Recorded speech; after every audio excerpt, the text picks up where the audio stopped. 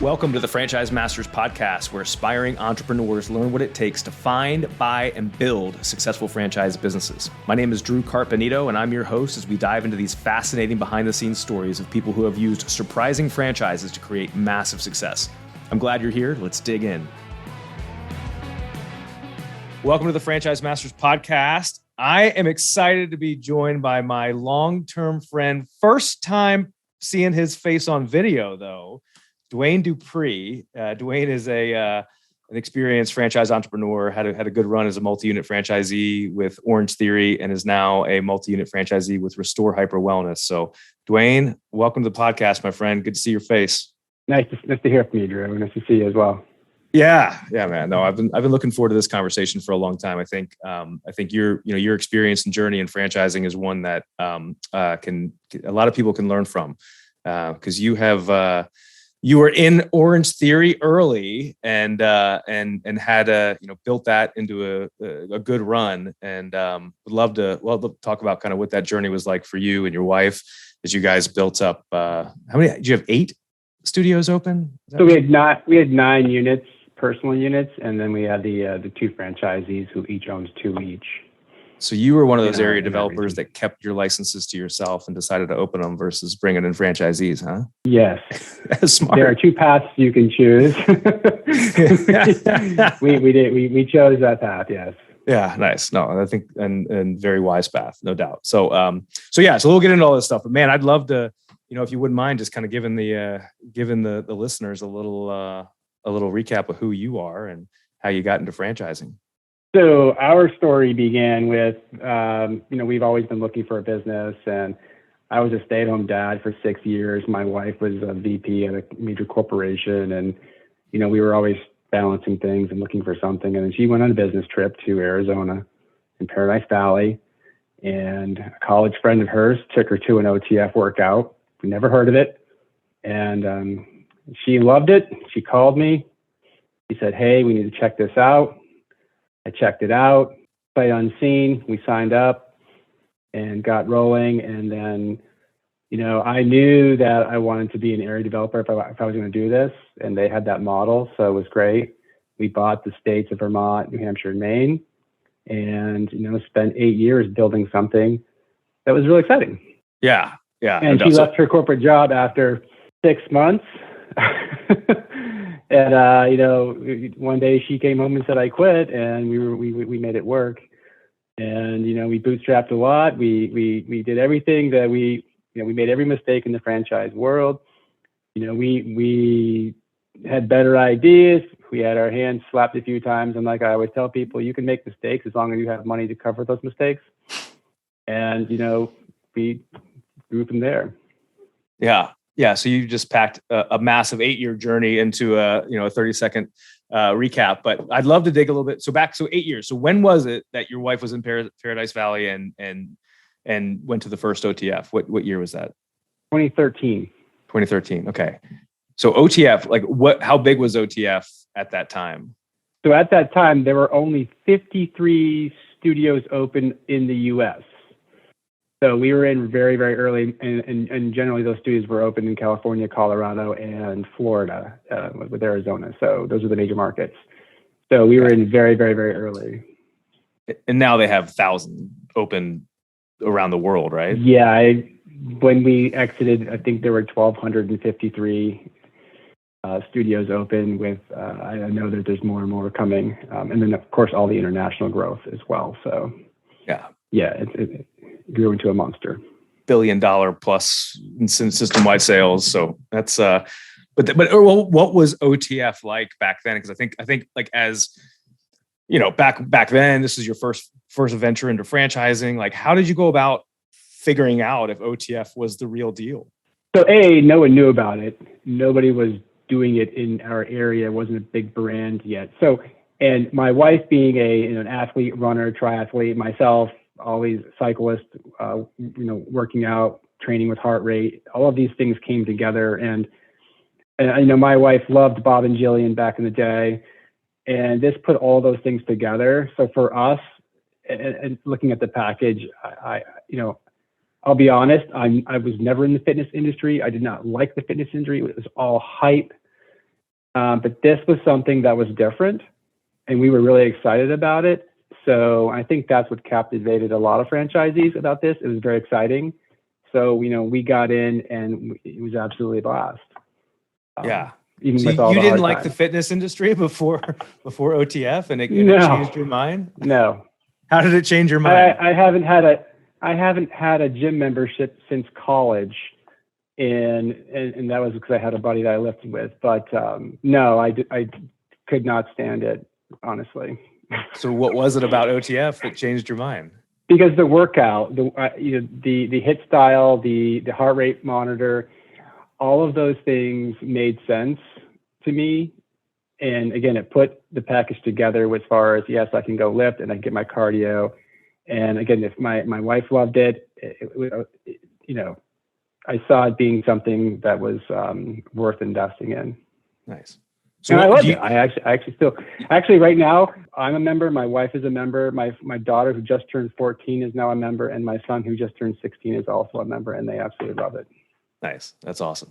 So like back then, like OTF's 53 locations, like do you remember like how you went about doing your due diligence? Because I think there's a lot of wisdom that you could, maybe talk about in terms of like how it was that you went about researching and analyzing OTF when it was at such an early stage with a pretty new concept in the fitness world that, kind of has the reputation of, there's a lot of things that kind of come and go, right, in the fitness world. So how did you guys go about doing the research to figure out if it was the right fit for you guys? So I did spend a lot of time with the franchise sales group, looking at the demographics, looking at the maps.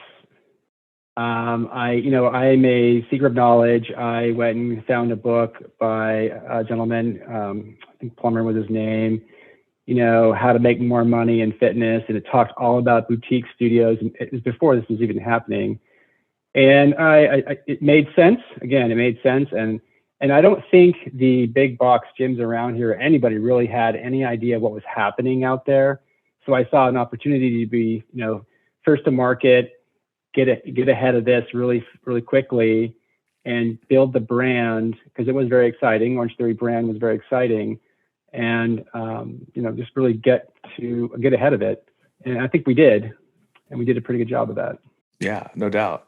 So you kind of heard about this movement, this boutique fitness idea that was kind of this trend that was starting to emerge. And then it sounds like you had a pretty open mind around it as you consumed as much information, both from OTF and also the third parties in this space, to kind of validate everything and get the information. But I'm sure at the time, right before you signed, I'm sure you didn't have, 100% information to feel, this is it. This is going to be $1 billion company in 10 years, 9 years. This is. No. Right? So, I mean, going into franchising, I knew I'm inherently lazy anyway. So I knew franchising would be an opportunity for us because it's a business in a box. And if you have an exciting brand to grow with that you believe in, it makes it a lot more fun and more passionate. You work a little harder.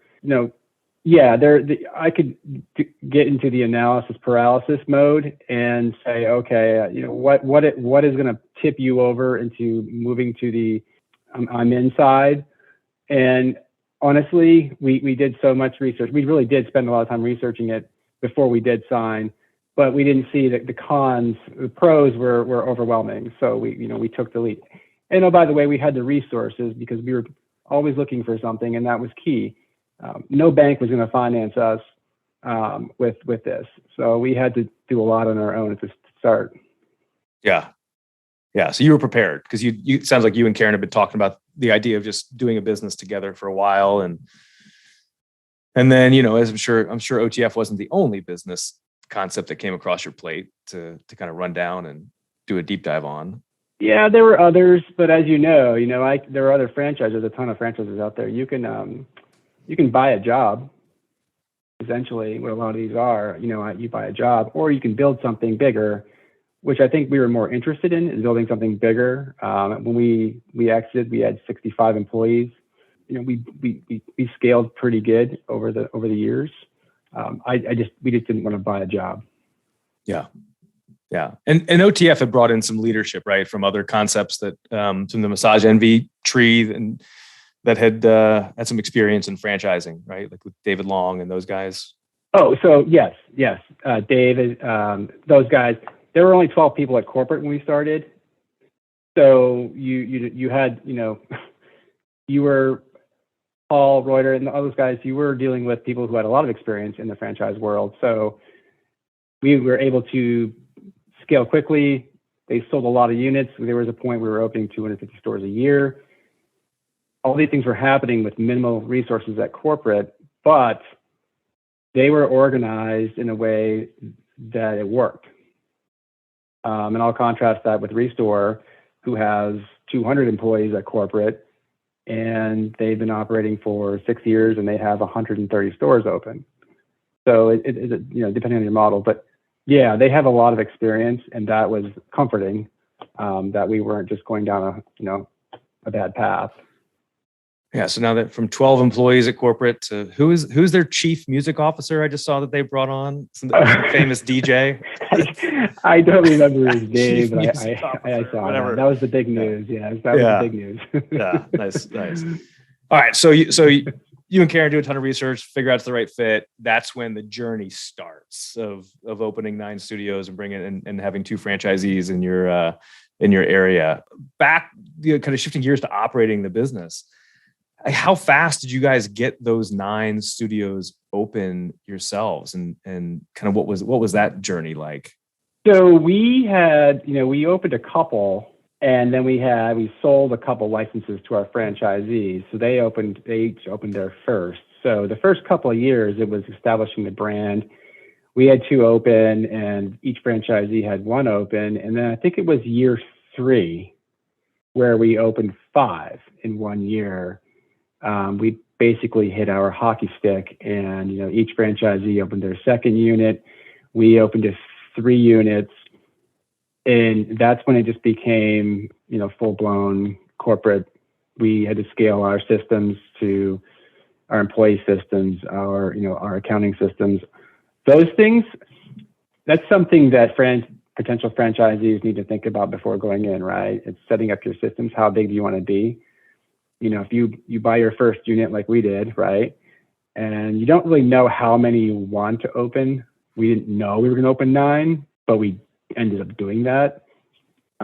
So we had to scale our systems. Whereas with Restore now, we know we have 6 units.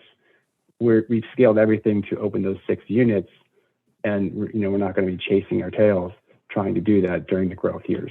Well, that is an interesting topic. So you opened 3 in 1 year. So like when you say systems, like what types of systems are you talking about that you really needed to focus on scaling in order to hit that growth? Our HR systems, our accounting systems, payroll systems, those things. QuickBooks was great for I use QuickBooks as an example for the year 1, year 2, and then you're into 3 units, 4 units, 5 units. You want more reporting capabilities. You want bigger HR systems. Things get a little more expensive as well. In every HR person, I tell you what, HR is worth every dollar we pay for it. And that's something that I think people don't really feel is important is HR, those systems, all the liability stuff. Those are things you think about when you you're a bigger company. Yeah, health no doubt. insurance.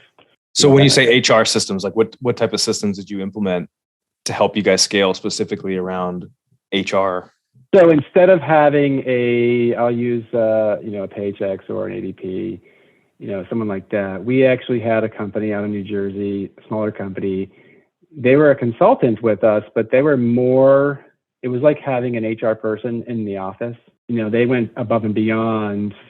It's HRAA is the company we use, but it was like having an HR person on staff, but we didn't pay a staff salary.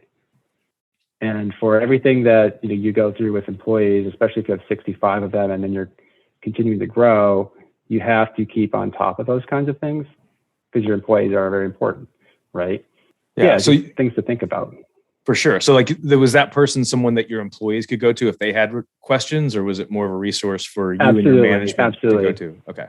Yeah. So from benefits to payroll to, all different types of daily kind of questions. That was a huge resource for you guys.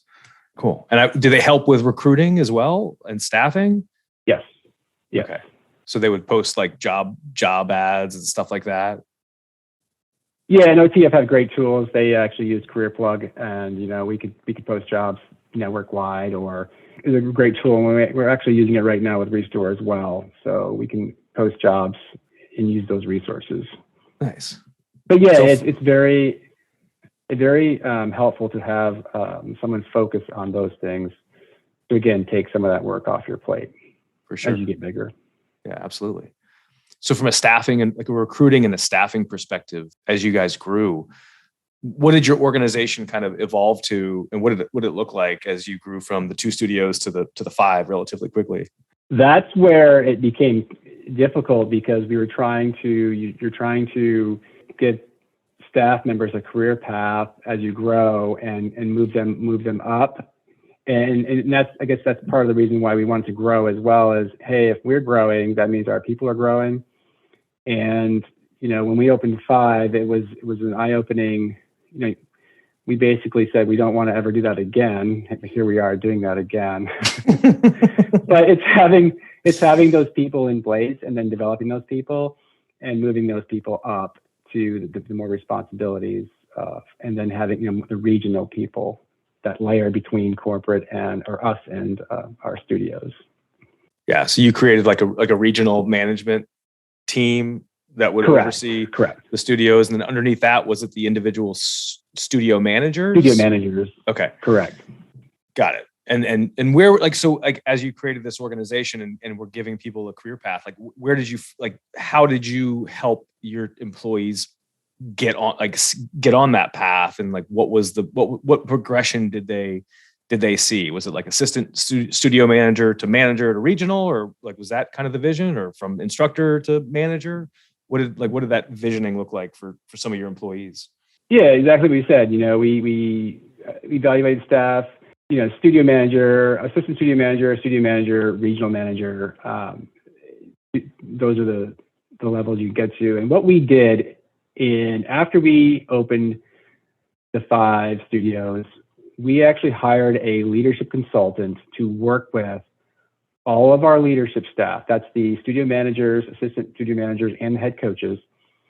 And we worked with them for about 1.5 years.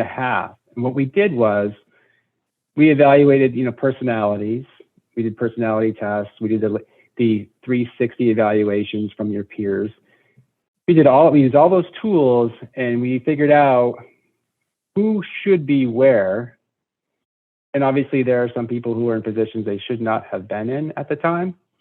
And things moved around after leaders do self-awareness evaluations. They figure out, hey, maybe I don't belong here, but I should be here. And so we did some moving around, but we spent 1.5 years with offsites, lots of conversations.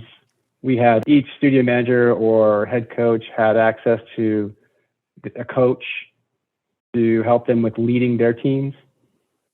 So we invested in our people pretty heavily, just to figure out, where we should have them. And it helps them with their confidence, where they should be, where they're comfortable and growing. Yeah, I think it's interesting as we're talking about how you scaled, right? It keeps coming back to the people. Like you said, HR is kind of one of those things that people don't really think about too much, but it's the people. It's what are you doing to develop and groom and attract your talent, right? And almost kind of get out of their way a little bit, and as you kind of build the organization. So like, what did you look for in your employee? Like what like as you're going through, you think back and you're going through it right now, like what are some of the key things that you have found successful in hiring, some of your most successful employees? So, there's a really simple exercise, right? It's 3 circles. It's a SMART. What are the 3? There's 3: humble, smart, and there's one more. These 3 traits. We have 3 intersecting circles. You put your people on those circles and where they are. If they're outside those circles, those people are not part of your organization. They shouldn't be there. If the best people are the people who intersect in these 3 circles. Those are your people. And you have a few that are on the fringes, they're either one leg in, 1 foot in, 1 foot out, and they will eventually either exit themselves or, figure out, hey, I want to be in and come in and improve their standing, if you will. So we did that exercise, and honestly, this was a back of a napkin kind of thing we did as a leadership team one day. And 6 months later, we came back and we looked at these 3 circles, and we looked at who was still with us, who's moved up, and it's amazing. It was really that simple. I can't explain it any other way. I mean, it was really that simple. You figure out where your people are, and you'll know who's going to be there for the long haul. Yeah. So it was literally back of the napkin. You're just kind of picking, just kind of your personal judgment on each person on kind of where they land kind of thing, or was there like an assessment? Yeah, and I wish I could remember. It was humble, smart, and another one, and but it was just, it was that. And again, we went through all these exercises with the 360s and really pushing, finding the personality. We used, forget the personality test we used, print profile, and find out, where these people sit, their personality traits. And then again, the peer reviews were big. What do your peers think about you? Where are you? And it really showed those traits, and we put them on those circles. And then again, 6 months later, we just took a peek at it, and we were amazed. We're like, wow. This really has some value. Hey there, it's Drew. Hope you're enjoying the episode so far. Hey, dropping in to mention that if you're thinking about starting a business and curious if there's a franchise out there that's the right fit, I want to help you. I help people find and buy franchises. Whether you're a first-time business owner or a current franchisee thinking about getting into another franchise, I can help you quickly find some of the top emerging franchises in the country that want to expand to your area, and then help you figure out if any of them are the right fit. And just like working with a real estate agent, there's no cost to you. If you want to hop on a call to discuss, reach out to me via my website, drewcarpenito.com, and I spell my first name, D-R-U. Yeah, no, that's a lot of wisdom there for sure. And something simple, right? Like it's not that overly complicated of an exercise. It's, no, it's not. Yeah. So, okay. So you got the 5 open in a hockey stick growth year. What happened after that? COVID. Just kidding. Yeah. So that was COVID. That takes us to 2020. So the end, 2019, we had, our studios open, the franchisees each had 2 each, and things were humming along. I mean, 2019 was a great year, and things came to a halt in 2020, but which nobody can do anything about it. So how did you fight through that? Like, what was it like? COVID? So, I mean, go back to your we had 5 open. We had ours open, and we were actually in development. We had one in development actually right before COVID, before shutdown. We had Concord, New Hampshire was actually just finished construction. And we actually we had been approached by PE groups at that time. So literally the 2 days before everything shut down, we practically had a deal on the table, and that vaporized. It is what it is. I saw Facebook videos of lots of people crying over $125 million deals that just vaporized, right? Wasn't that kind of money, but it was a decision we had to make to, we were in it for the long haul. Yeah. Yeah. I mean, God, just think back, like unprecedented. Is this really happening? Holy shit. The world just shut down. What are we going to do? Yeah. And then, so what happened? Fast forward through COVID, you guys came out of it, obviously, and the deal. Yeah. Did that same deal reemerge? We live in New Hampshire. What's that? So thankfully we live in New Hampshire, and most of our studios were in New Hampshire, and we were able to open earlier and, generate some revenue and, kind of wait for Vermont and Maine to do their thing. But yeah, we had to pivot, dealing with 3 different states, 3 different governors, and 3 different sets of rules. And we did all of that. And, during this time, you have your people, and generally our people are in their, early to mid 20s. So, they go through the evaluation of my life process and, where they want to be, what they want to do at this point. So you're hoping that your leadership training and your, loyalty, all of those things, people love the brand, they want to stick to it. And then you come out at the other end and everything, start hoping you'd pick up where you left off, which, more or less wasn't the case. But yeah, but then you exited shortly after the reemergence, right? That's when so sold at Orangetheory. There was more money, and the PE groups appeared, and so we decided to put our dip our toe back into the waters of the market and see what was out there. And we worked through it and did our due diligence, and we exited. We closed in July of last year. Yeah, congratulations. Thanks. Yeah, it's definitely a journey, and way to resurrect it and bring it back and make it happen. So what's next? So now you're on to your next. You didn't want to retire. You couldn't stay retired, Dwayne. This broker constantly bringing you franchises for years. Well, Drew, there's this guy that I met through email marketing, and who I would, I got a guy. His name's Drew, who I would call and say, "Hey, what's going on? What's going on in the market?" And he'd fill me in and give me some ideas, and here I am. So. It was Dwayne and I have known each other for a very long time. We've talked about a lot of different franchises that are out there. So what's next? So what's the new venture? So now we're with Restore Hyper Wellness and Cryotherapy. We are jumping on the pain management, anti-aging train, and again, this fits into Karen and I, our lifestyle, and what we're interested in. So we're it's not something that we're just doing because it's fun, but that's part of it. But again, it aligns with our beliefs and our lifestyle. So it's not a stretch for us. Yeah. Yeah. Bringing the level of experience, obviously, that you guys have been through with Orangetheory and built a successful multi-unit operation. Are you guys going to kind of run that playbook back again, you think? Or are there any differences that you see right now in that, any adjustments you're going to make to kind of what was successful for you with Orangetheory? So the difference is there's no AR model with this franchisor. So we're just franchisees like everybody else. But I think this time around, we have 6 units. We have a defined number of units. We're going to, we've gone out there and we've talked to all the landlords. We have relationships with those landlords.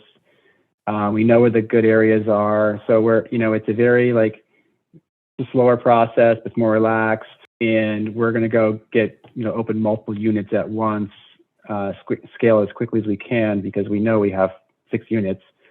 It's not hey, let's open 1 this year and 2 next year kind of thing. So, and we already have our systems in place. Again, we already have our infrastructure in place as far as HR, payroll, accounting. All of those things are already in place.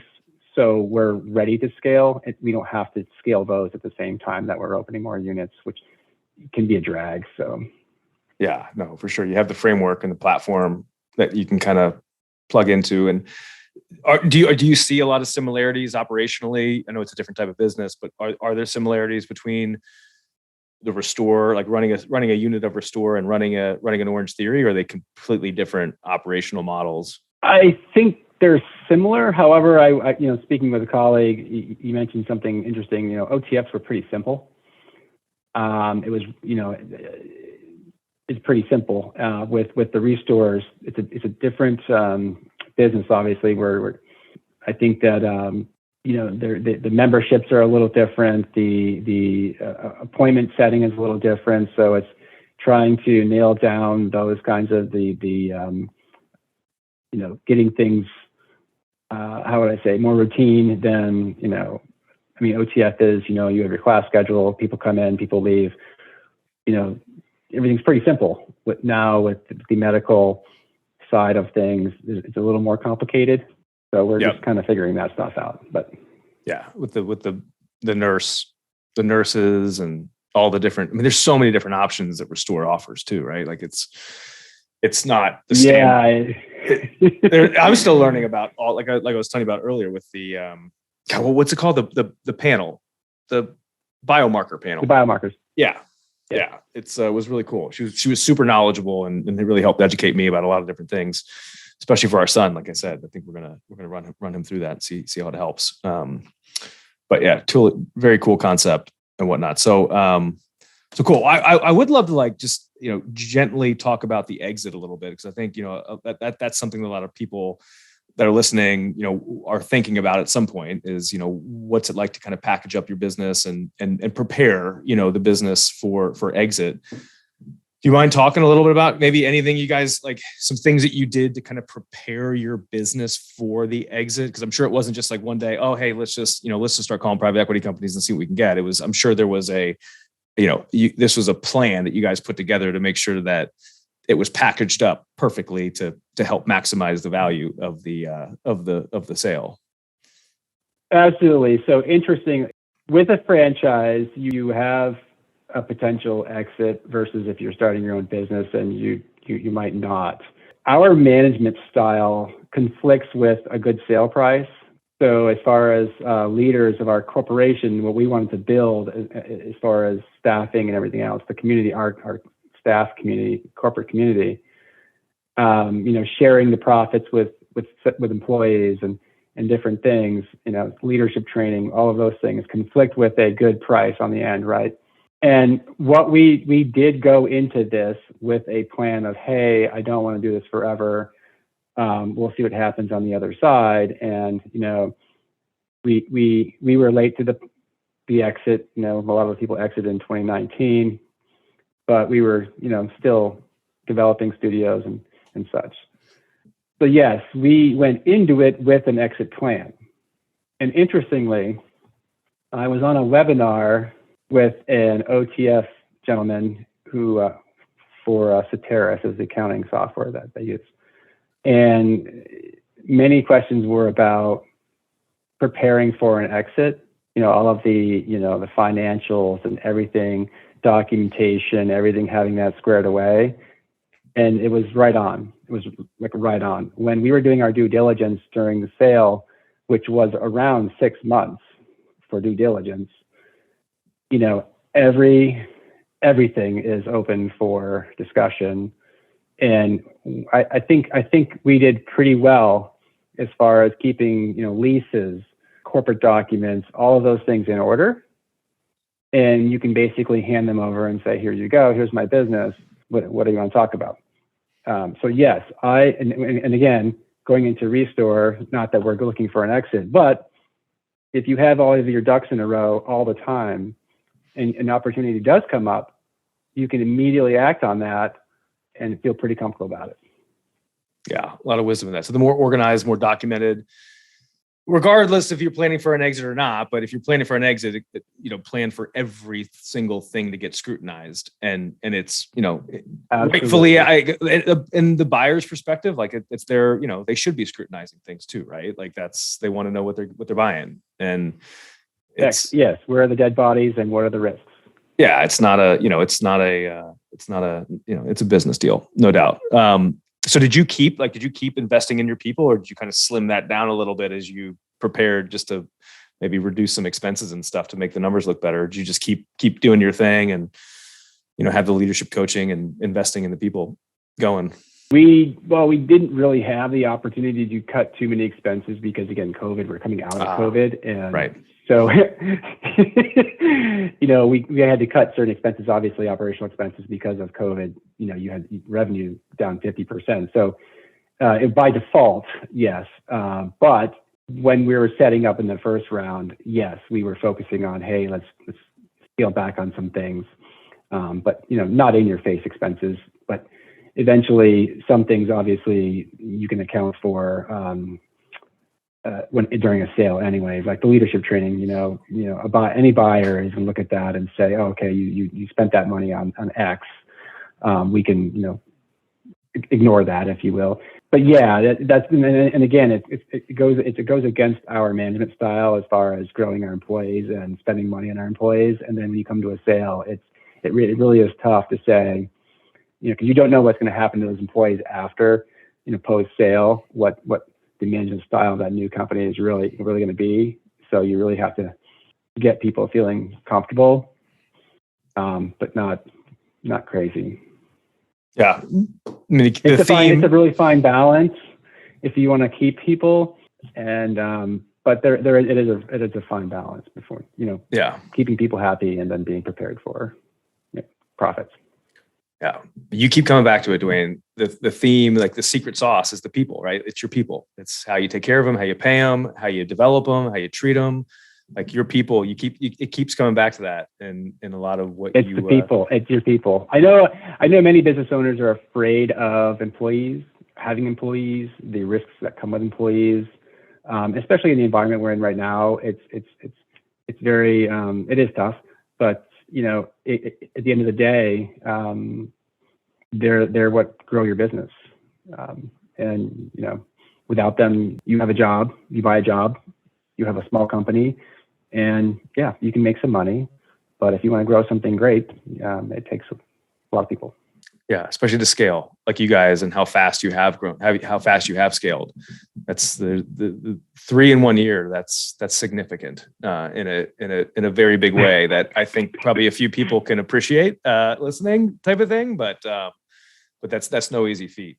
So yeah, but I would imagine too, on like the exit, like part of the benefit of getting into a franchise system, especially I would call OTF a unicorn. Like in my little world of franchising, there's not many OTFs that come along out there, but there were some comps, right? Like there were some other groups that had sold, there were some other groups that had exited a private equity company. So it's not like you guys were coming out of COVID, like there was this isolated case. Like I'm sure buyers were able to kind of look at other parts of the country and other operations that had been acquired and kind of how they had been performing, which I think to a buyer's perspective, it adds a little bit of reassurance, right? Like this isn't just some operation in the Northeast that, we hope continues to perform outside of this thing. We can look in other parts of the country to kind of get a feel for how OTFs are performing and what we can expect post, coming out of into this quote unquote new normal, right? So correct. There's relative performance. So they had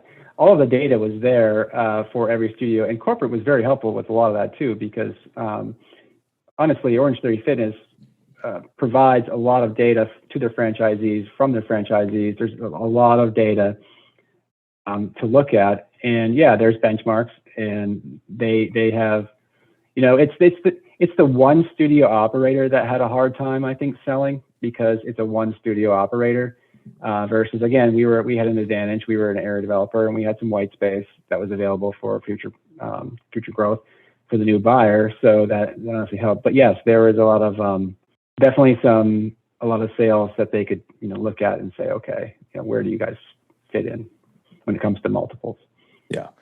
Yeah, which is one of those significant benefits that people don't probably think about a lot of times when they're getting into a franchise, is the power of other people around the country operating these businesses, either on a small level or a big level, and how that can benefit and help whatever type of business somebody's trying to build within a franchise. But that's not just from an exit standpoint, but also from I know a lot of people that say that the royalty that I pay is worth it because I have access to people like Dwayne, and I have access to other people around the country that are operating this exact same business. And I can call them and we can have an hour-long conversation and talk about our businesses, which in a way are identical. And we can, work through some things. And, good franchise companies that's the benefit of them bringing in high caliber people that are going to be successful and build significant businesses and find new ways to do things, which, like you mentioned before we got on this thing, like that's kind of where Restore is too. Like Restore has attracted some very talented